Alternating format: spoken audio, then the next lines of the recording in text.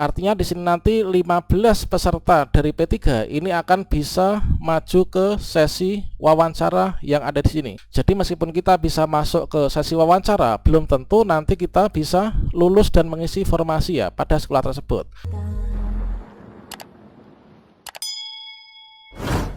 Pada seleksi P3K Guru tahun 2023 inilah merupakan tahapan pengisian formasi yang dilakukan berdasarkan dari urutan kategori pelamar. Sepanjang kebutuhan dan formasi ini nanti tersedia di Pemda masing-masing. Dan selanjutnya nanti dari beberapa kategori ini nanti akan mengikuti seleksi yang berlapis. Di antaranya yang pertama yaitu kita mengikuti seleksi dengan menggunakan CAT. Dan berikutnya nanti dari hasil CAT akan ditentukan untuk kita bisa masuk ke seleksi lapis kedua, yaitu seleksi wawancara.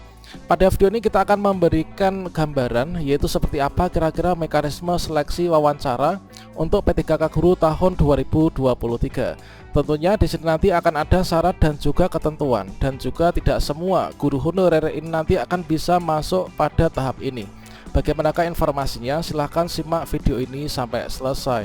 Namun sebelum kita lanjutkan, perlu saya ingatkan, bagi teman-teman yang mungkin baru saja menemukan channel ini, silakan klik tombol subscribe-nya dan aktifkan notifikasi loncengnya, sehingga nanti jika ada update video terbaru, kalian tidak akan ketinggalan informasi. Baiklah sobat-sobatnya, sebelum kita berbicara lebih lanjut lebih jauh, maka di sini kita telah dulu terkait tentang mekanisme seleksi P3K Guru tahun 2023. Ya, mana di sini nanti untuk mekanisme seleksi P3K Guru tahun 2023 ini akan ada dua mekanisme seleksi ya.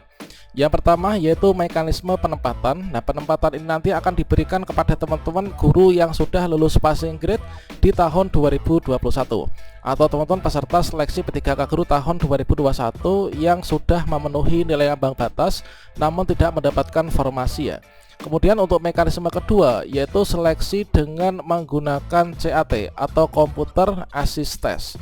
Nah, di sini nanti untuk teman-teman yang masuk dalam kategori ikut seleksi CAT, di sini nanti semuanya akan mengikuti yaitu seleksi tahap 2, yaitu seleksi wawancara ya teman. Nah, setelah THK 2 dan honorer ini nanti kita mengikuti seleksi kompetensi, maka kita akan bisa masuk ke seleksi wawancara. Kemudian sama halnya dengan teman-teman yang pelamar umum atau P4 ini nanti setelah kita mengikuti seleksi kompetensi, ini nanti kita akan bisa masuk ke sesi wawancara.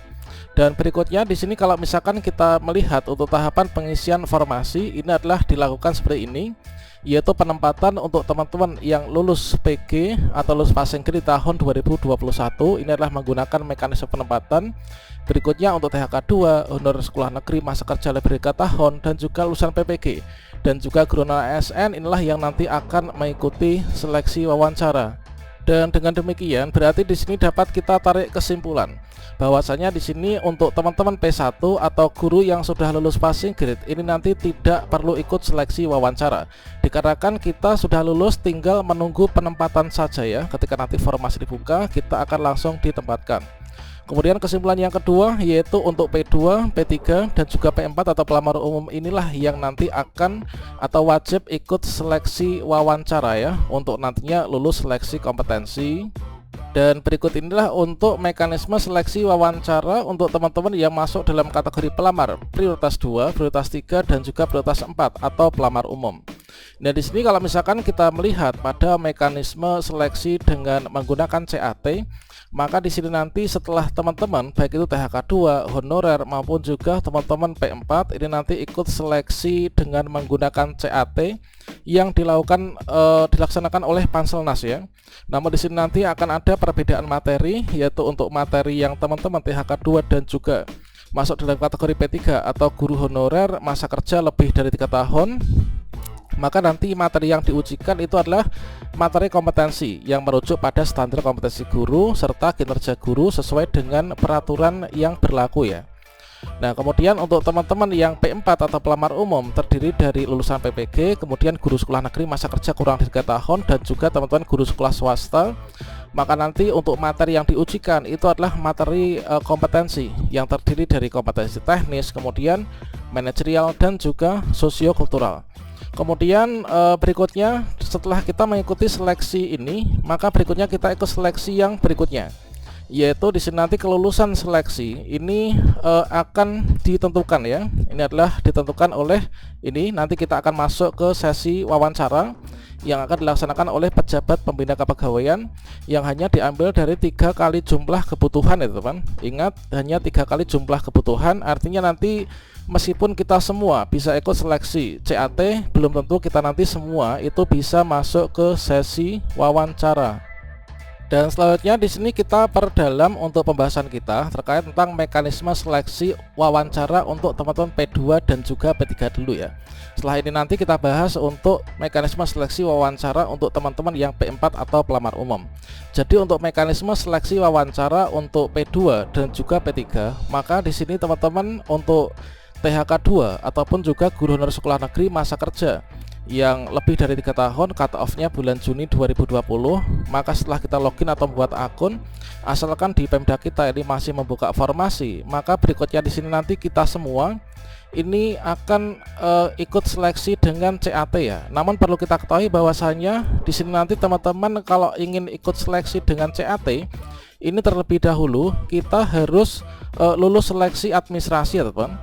Nah, di sini nanti kita ikut seleksi CAT untuk THK2 dan juga guru honorer ini P2 atau P3.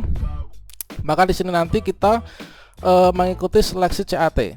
Untuk materinya adalah materi kompetensi merujuk pada standar kompetensi guru terkait tentang materinya seperti apa, contoh soalnya seperti apa. Ini sudah kita bahas ya pada video sebelumnya. Nah, selanjutnya di sini setelah kita itu mengerjakan soal yaitu seleksi CAT, namun nanti untuk soalnya itu adalah soal observasi teman-teman. Maka di sini nanti akan diperoleh angka, dan seperti halnya di tahun kemarin, meskipun di sini kita kompetensi guru dan lain sebagainya ini, namun nanti akan dikonversikan menjadi nilai seleksi kompetensi.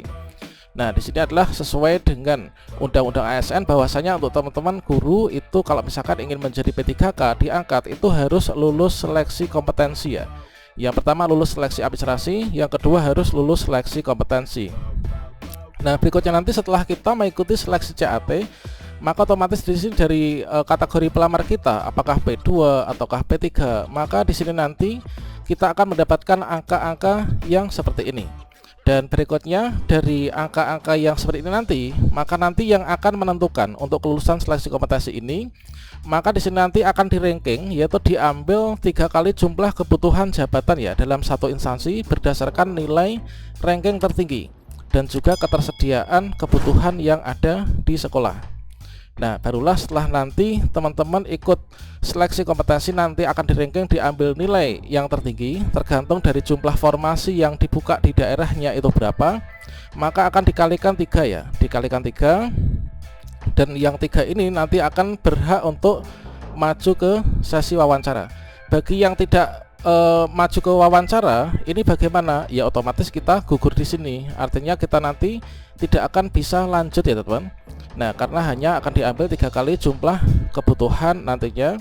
Dan berikutnya sebagai contohnya adalah seperti ini. Ini adalah nanti untuk hasil akhirnya untuk wawancara nanti akan terpisah ya setelah kita mengikuti seleksi wawancara ini.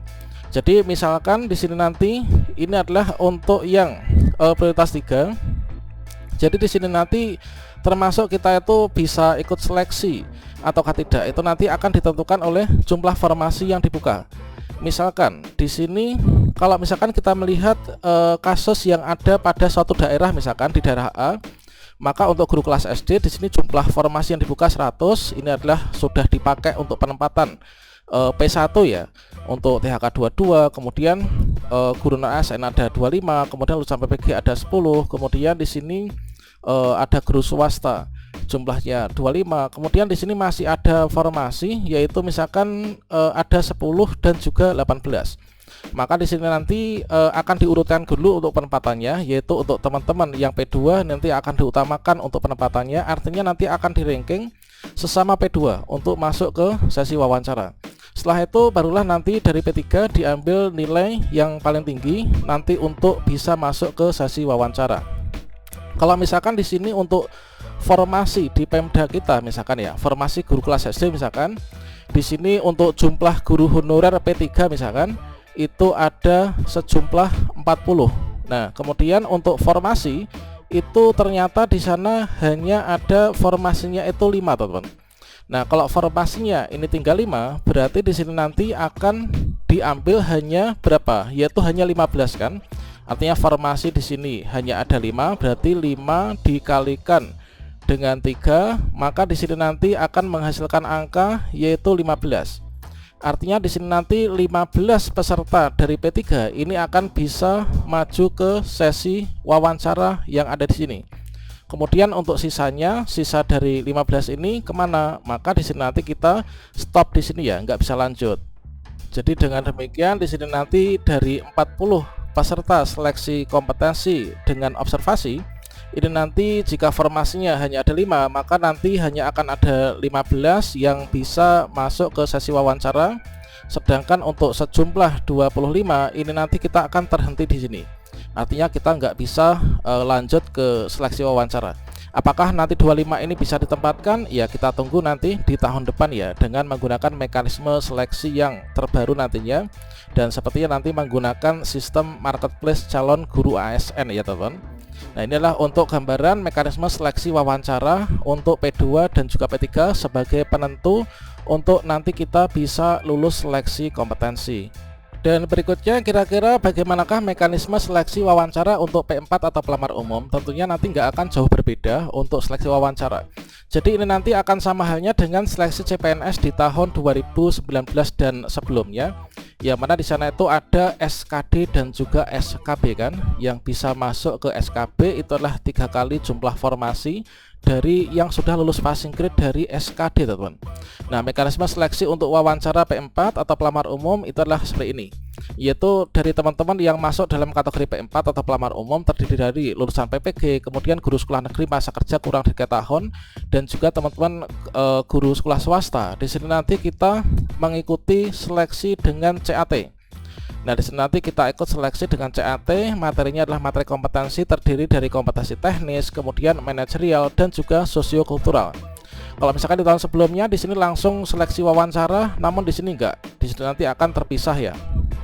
Jadi setelah teman-teman dari P4 ini ikut seleksi dengan CAT, maka di sini nanti akan didapatkan hasil ini. Misalkan adalah di sini adalah P4, kemudian hasil teknis, kemudian juga manajerial dan juga sosiokultural. Nah, dari hasil ketiga subtes ini, inilah nanti yang akan menentukan untuk kita bisa masuk ke sesi wawancara ya. Sama halnya yang teman-teman P2 P3, yaitu nanti akan diambil 3 kali jumlah kebutuhan jabatan dalam satu instansi berdasarkan nilai ranking yang tertinggi ya dari pelamar yang memenuhi nilai ambang batas. Dan kita ingat di sini harus memenuhi ambang batas supaya kita bisa masuk ke seleksi wawancara teman-teman. Nah, ini adalah sesuai dengan sisa formasi dan kebutuhan yang tersedia. Ini nanti kita bisa masuk ke sesi wawancara. Ini adalah untuk contohnya. Jadi nanti akan terpisah antara seleksi wawancara dan juga seleksi kompetensi sebelumnya.